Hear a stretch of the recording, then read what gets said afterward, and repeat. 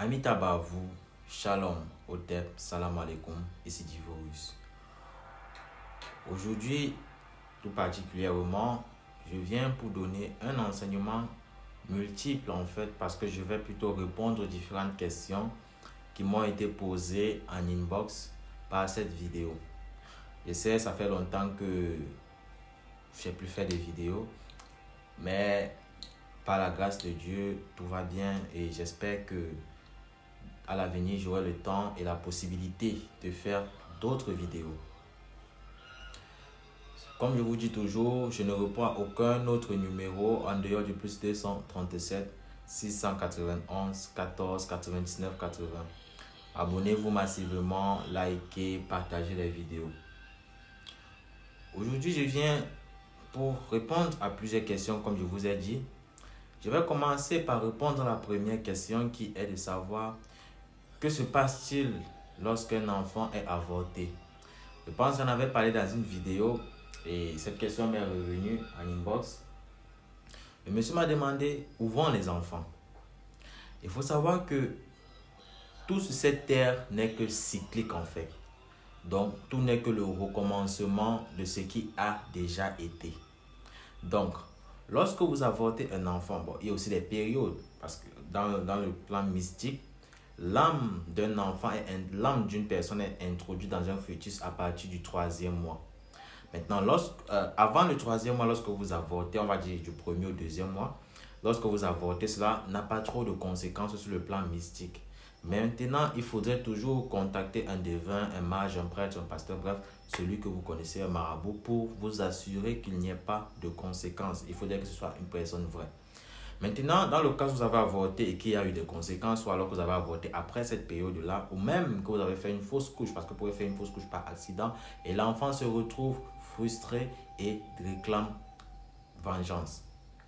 Parce qu'il va s'estimer n'ayant pas été autant protégé qu'il devait l'être. Donc, dans ce genre de cas, l'enfant se trouve généralement à un endroit qu'on appelle la rive de pandémonium, dans la plupart des cas. Vous allez voir, il y a la plupart des rituels où on vend des bébés, cela se fait souvent en bordure des eaux. C'est un bombok dans le panthéon, chez le peuple Bassa, le peuple côtier ici au Cameroun, savent de quoi je parle. La vente des enfants au bord des eaux. Donc, la rive de pandémonium est liée à cela. Donc, quand vous avortez, ou alors vous faites une fausse couche, ou que vous vendez un enfant, dans la plupart des cas, cela est lié au domaine du pandémonium, domaine sous-marin. Les enfants se retrouvent donc là-bas, et dans le cas des avortements, l'enfant se trouve à la frontière entre le monde des vivants et le monde des esprits. Donc, à cet endroit, il a impact sur la vie de ses parents. Vous allez constater qu'il y a des femmes que lorsqu'elles avortent, après ne parviennent plus à accoucher, elles perdent leur emploi, le marché ne va plus, bref, leur vie bascule du jour au lendemain. C'est souvent les conséquences de ce genre, de pratique-là, et souvent les conséquences de ces avortements-là qui se répercutent sur eux, parce que les enfants sont en train de réclamer justice en fait. Pour pallier à cela, si la personne contacte un véritable mage, un véritable initié, l'initié sera capable d'aller apaiser cet enfant là-bas et de le conduire là où il devrait être réellement, et en même temps débarrasser la mère de cette charge karmique, la mère et le père aussi, parce que c'est pas parce que c'est la mère qui a avorté que toi le père tu es protégé, tu n'es pas impacté par cela. Même toi le père, ça a des influences sur ta vie, que tu le saches ou pas, que cette femme ait avorté de ton enfant à ton insu ou pas, cela aura aussi des impacts sur ta vie parce que tu es le père de cet enfant, tu es le géniteur, donc il a un lien avec toi. Cet enfant établit directement un pont direct entre toi et le monde des esprits. Lorsque la femme est en train d'avorter, lorsque la femme est en train de commettre cet acte, elle crée une brèche temporelle parce qu'à ce moment, elle cycle dans le sens inverse des aiguilles. Donc, elle cycle dans le sens inverse du cosmos. Elle dérègle l'horloge cosmique, elle dérègle le cycle cosmique. À ce moment, il y a ouverture des portes et c'est donc pendant cette fraction de seconde-là que vous pouvez attirer encore vers vous d'autres choses qui sont encore pires que ce que l'enfant pourrait vous pourrait vous réclamer de vous. Ou par cet avortement, vous pouvez encore faire venir vers vous d'autres entités qui sont pour la plupart des cas, bon, qui sont que négatives. Vous pouvez encore faire venir vers vous d'autres entités négatives.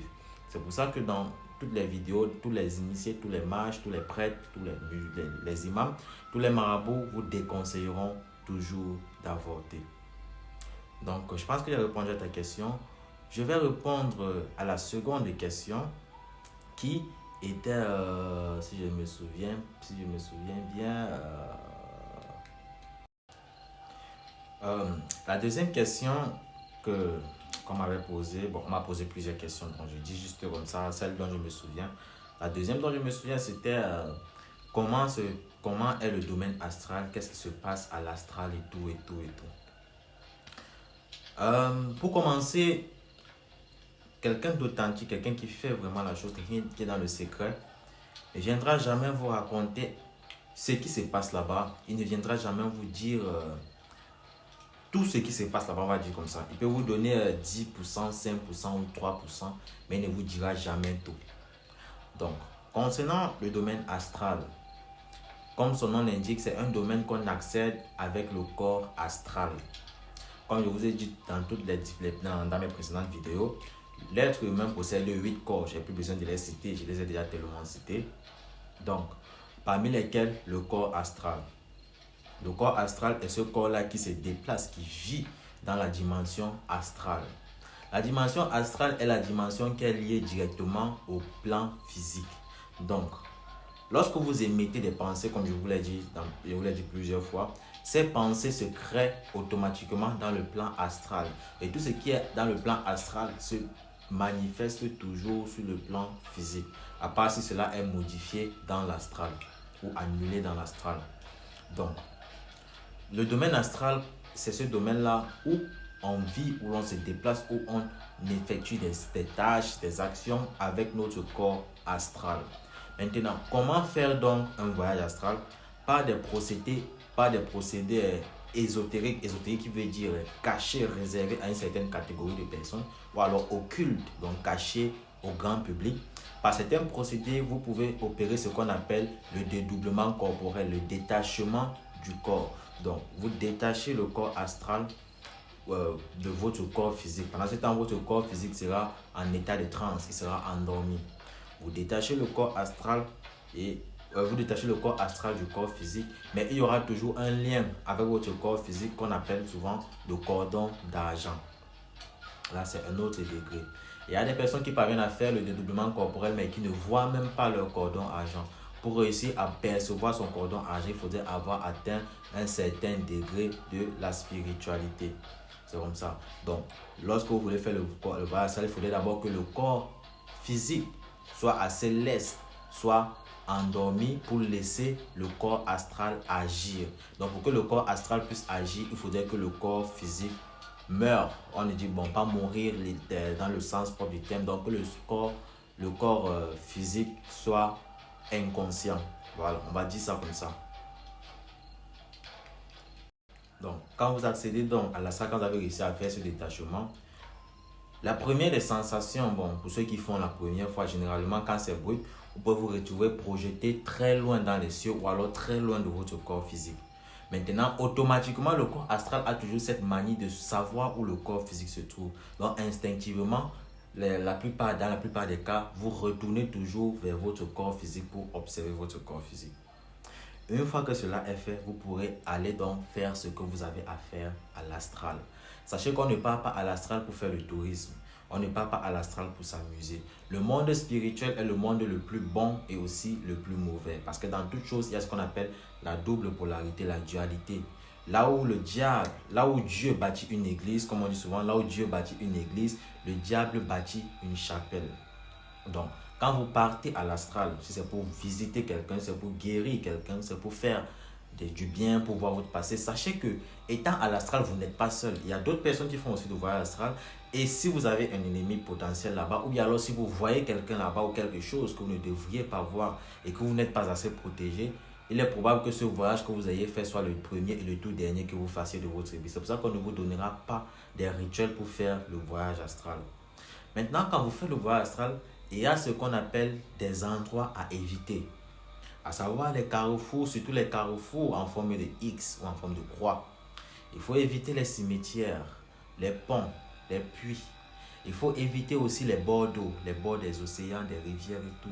Il faut éviter d'aller même dans les forêts quand on est dans le plan astral.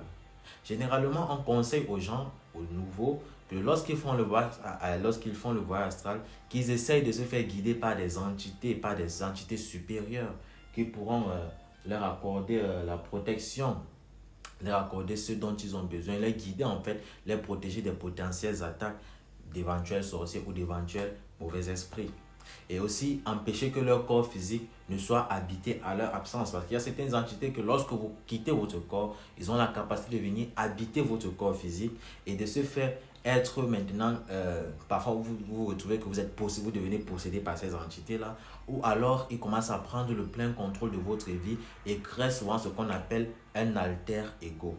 L'alter ego, vous en savez, il y a des stars qui ont des alter ego. Vous allez entendre une star vous dire, bon, quand je suis à la maison, je suis quelqu'un de normal, mais quand je monte sur scène, je deviens quelqu'un d'autre. C'est parfois le fruit de ce genre de pratique. Et cela, c'est souvent lors de certains rites initiatiques pour avoir certaines célébrités.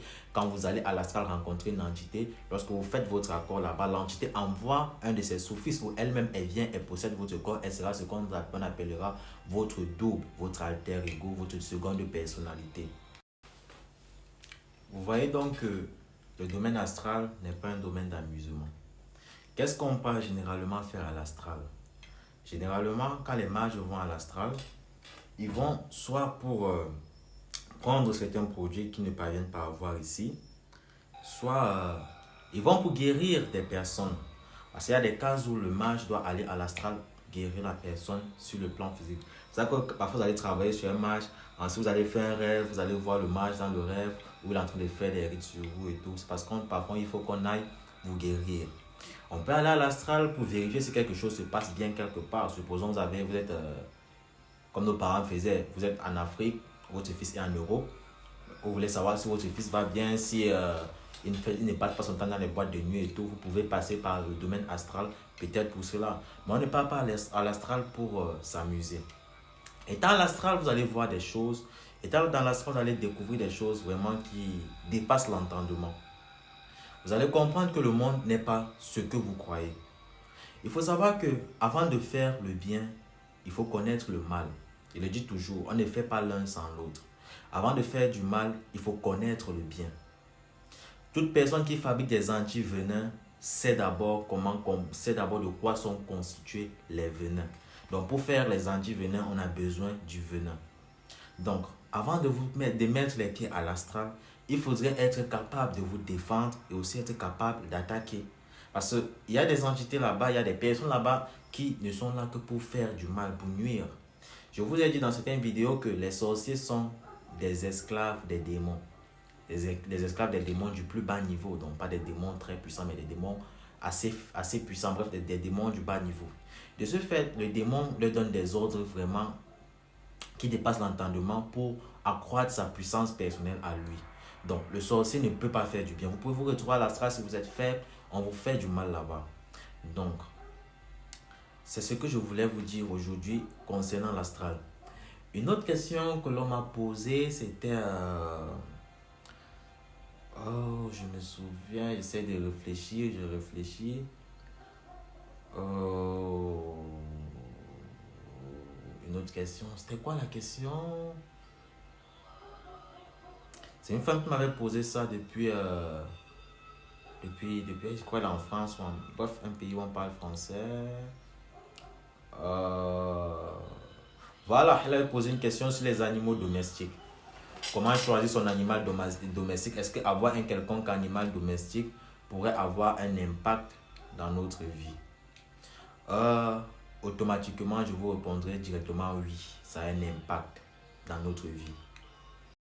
Donc, l'animal domestique a un impact lourd dans notre vie. On ne choisit pas un animal au hasard. Et lorsque vous voulez adopter un animal, je conseille toujours aux gens de prendre cet animal au bas âge. Lorsque vous prenez un animal déjà adulte, vous ne connaissez pas le parcours de cet animal. Vous ne connaissez pas toute la charge émotionnelle et la charge même spirituelle que cet animal a accumulée chez son précédent maître. Supposons vous tombez sur un magicien ou bien un sorcier qui a peut-être son chat ou son chien. Il utilise son chien pour faire sa sorcellerie et après son décès ou alors il décide de vous offrir ce chien-là, vous le prenez tant comme ça. Automatiquement, ce chien va vous nuire. Automatiquement, si vous êtes simple, si vous n'êtes pas assez protégé, bref, si vous êtes simple, ce chien va vous nuire. Donc, avant de choisir un animal, il faut tenir compte d'abord de l'animal. Quelle est la place de cet animal sur le plan astral? Les chiens, par exemple, sont dans le domaine du bas astral, sont les gardiens des portes du bas astral. Maintenant, le chat aussi, pareil, sauf que le chat est encore plus ancré, est au plus bas niveau de la sorcellerie, au plus bas niveau de la magie noire. Sauf que le chat est semi à l'intérieur, semi à l'extérieur. Donc, le chat est un peu comme la planète Mercure. La planète Mercure qui est au niveau de l'entrechevauchement entre le cycle lunaire et le cycle solaire. Donc, Mercure est à la fois lunaire et solaire. C'est un peu comme le chat. Voilà. C'est comme ça que le chat est. Des gens qui prennent des animaux comme le serpent, il faudrait savoir comment utiliser ces animaux. Vous pouvez avoir cet animal de manière simple, mais il faudrait alors protéger cet animal pour que cet animal ne soit pas utilisé par une tierce personne pour vous nuire. Généralement, en Afrique, voilà une astuce que je vous donne. Quand vous voulez savoir si votre animal, que ce soit votre chien, votre chat, votre serpent, votre n'importe quoi, votre lion que vous avez mis à la maison, peu importe, si vous voulez savoir que cet animal est utilisé dans la sorcellerie, il y a une astuce. Vous prenez un balai. Attendez, je cherche un balai là. Je cherche un balai, je vous montre. Donc, vous prenez un balai comme celui-ci. Vous le placez comme ça à l'entrée de votre maison, à la porte d'entrée de votre maison. Encore, vous pouvez tracer une ligne avec du sel lorsque votre animal est dehors. Si votre animal réussit à rentrer dans la maison, ça veut dire qu'il est sain, ça veut dire qu'il n'est pas utilisé.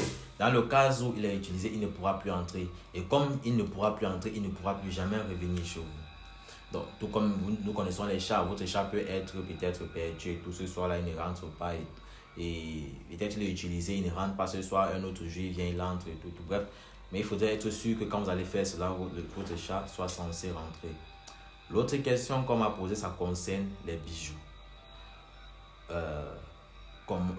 Est-ce qu'on peut porter n'importe quel bijou? Est-ce que c'est bien d'hériter des bijoux? C'est un peu comme les animaux. Les bijoux sont des réceptacles d'énergie.